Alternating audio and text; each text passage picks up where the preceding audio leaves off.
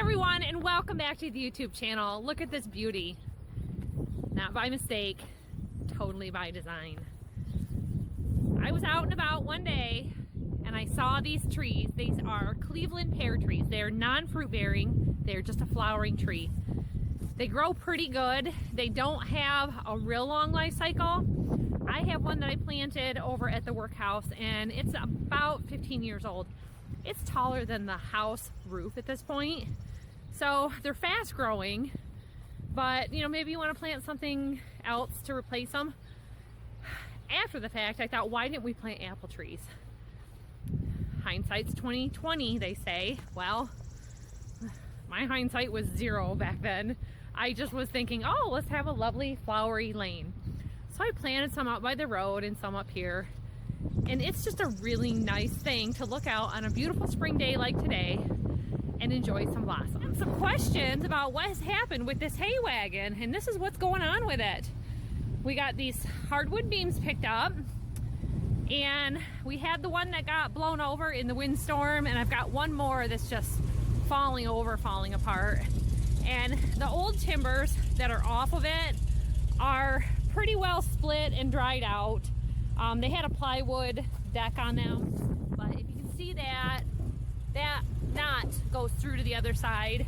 So not a whole lot of weight bearing support for that. Somebody could use them for a mantle or architectural salvage, but this one's gonna get stripped down and painted too. And the nice thing about these is that they are adjustable. So he can make this as long or as short as he wants, just like the green one. And what did we pay, like $3.50 for these hay wagons when we got them? Yeah. And the wood was like leftover barn wood. They were already very well dry rotted out. So we're taking this out. He's gonna oil and grease it up a little bit. It hasn't been out on the road in a couple of years. And we're gonna go pick up 2 more timbers from his person that has the sawmill. So we're gonna go get those. We're gonna go for a ride in the old Chevy Longhorn. It hasn't been out for a while, and it's good to let them run. It's not muddy, it's not too dry and dusty, so it's a good day for a little field trip for the family. Here's a neat thing. We're out at the sawmill, and this guy does this right at home. And my husband wanted me to share with you this fuel tank. I'm wanting to check out the sawmill and all the wood that's around, and he said go check this out. So a lot of people in our area use old, very old fuel tanks. This is a compartment off a very old fuel truck. The way that they used to do it is that it was several of these strapped onto a truck frame to make it look like it was all one tank on a truck. Very, very neat. Put a valve up there on the top. But what I want to see, okay, live edge or slab lumber furniture is super hot, and if you've heard me talk about like how I got into a lot of my stuff, is I took wood shop in high school. I love the smell of this. Oh my gosh. Live edge. Oh, beautiful. Look at that. Oh my gosh. Can you even see the beauty in that?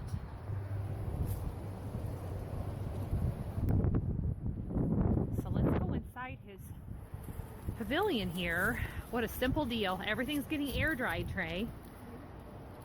You don't have to, you can do kiln dried lumber. So this is a mobile unit. It's all set up on a trailer with a hitch.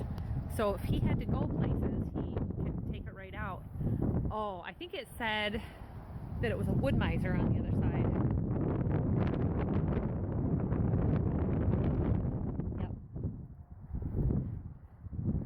Wood miser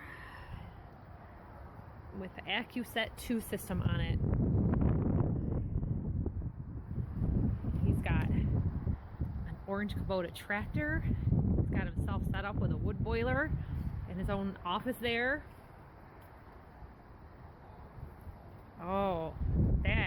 something. Ours is very old, and I would have to go back in time and watch the old videos to remember, but I don't even remember what the maker of it was. And ours was so large that it took up an entire building and had rails probably another 20 feet longer than this building. So hopefully 2020 was a huge productive year for us at our farm. See, I can see he milled his own wood to do all of this.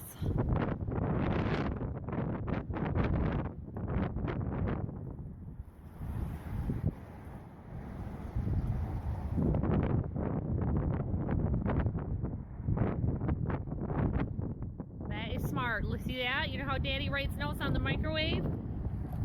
He's got himself a board here.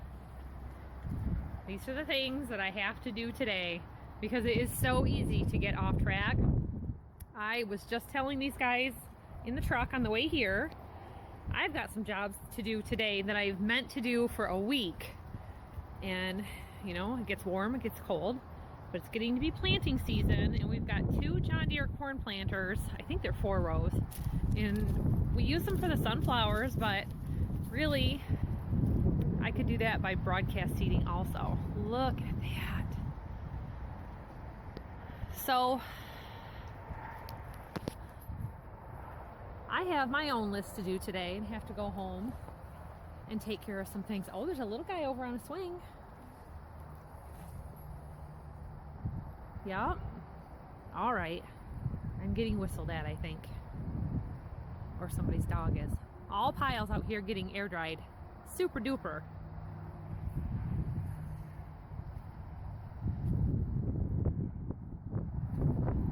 All right, we are off. That's it for the sawmill.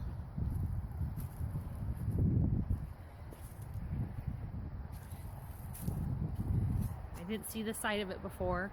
It's an LT50 and it says hydraulic sawmill wide. Wireless head control system, which I see he's got a yellow like joystick controller up there for doing stuff. So he'll load these logs right up on here, run them through, and then he takes them where he wants. And it looks like customers sell him their lumber also. These stacks over here say what species they are and who they came from, and he'll process them. So we had some old cottonwood trees that we were going to bring, and they kind of stayed in contact with the ground for a while, so we thought maybe just take off what he had extra. We made it back from our field trip, had a little trouble steering. These are our timbers. What size do you think these are? Like 4x8 or 5x8? 5x8 maybe. They're pretty large. So in comparison, I'm just going to show you them. Look at that. Okay. Yeah, see, my finger span is about 8.5. So that's a little bit bigger on an angle.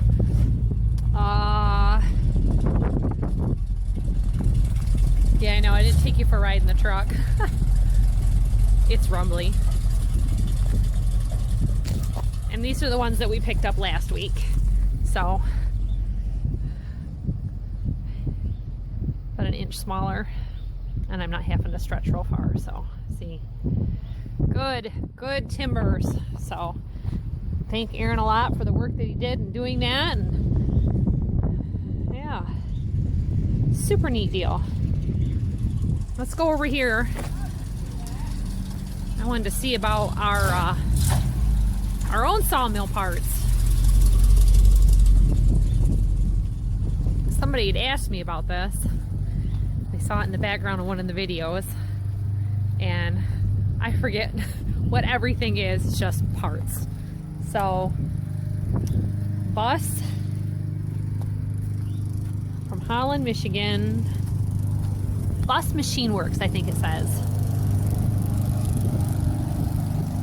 So one day, what we're hoping to do,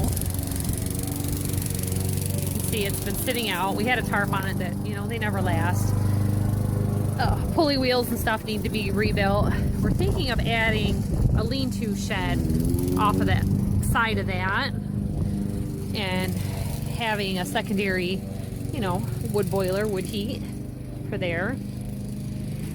And then this is part of the carriage for the sawmill here. There's rails and all sorts of other parts.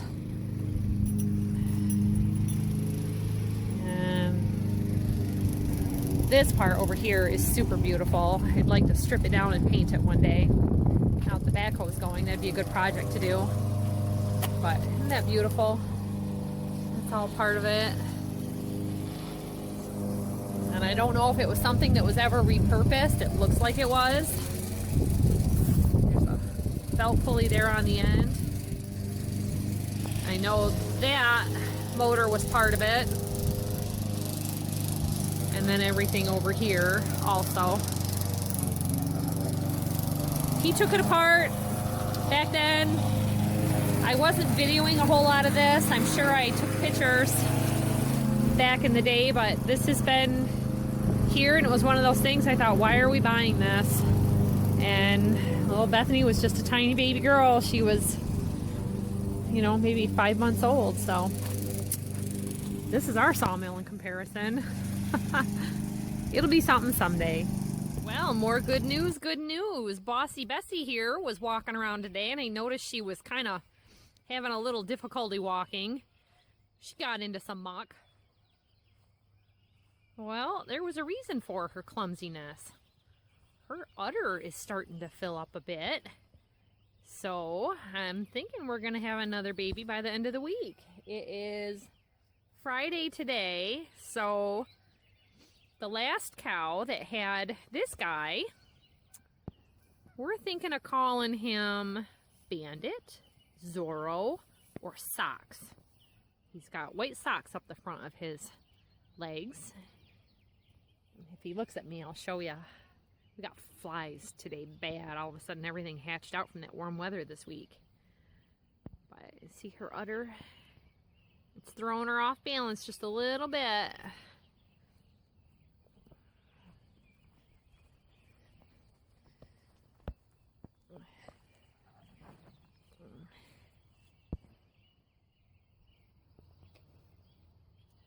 It's only probably about a quarter as full as what it's going to be. She's still got a ways to go, so we'll keep an eye on her. We're going to keep thinking about the other baby cow's name. Check out that udder. She's doing real good feeding that baby, and she has adjusted a lot better to mamahood than she did her first time around. And I think a lot of it just happened to be that she got a stronger calf. Her last calf was a little too big. Somehow or another she had a leg injury, and we had to keep fussing with her to give her antibiotics for like a month. And in the end, oh, thanks for that. Sorry about that, guys. Yeah. In the end, she didn't make a good mama, and her calf had to be separated and fed out from her, and had to bottle feed him and all kinds of stuff. So.